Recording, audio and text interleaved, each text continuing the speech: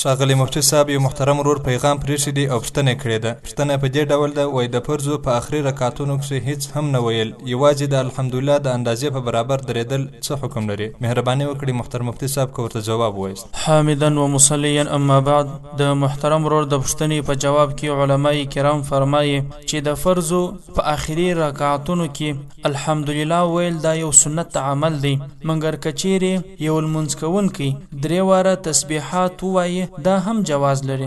البته که چیر لمونځ کوونکی د فرضو په آخري 2 رکعتو کې د درو تسبیحاتو په اندازه پټه خوله ودرېږي او بیا رکوع ته ولاړ شي، لمونځ یې صحیح دی، مګر چې د سنت پرېښي دي د سنت د ترک په وجه باندې ګناهکاره بلل کېږي. مګر که چیرې د الحمدلله یا د 3 اندازه تسبیحات ویل دا د په فرض په آخر رکعت کې سهوا ورڅخه پاتې سول، نو په دې سره به د ګناهکار هم نه دی. البحر رائق جلد اول صفحه 422، مجمع الانهور جلد اول صفحه 110، رد المحتر جلد وهم صفحه 201. والسلام علیکم ورحمة الله وبرکاته.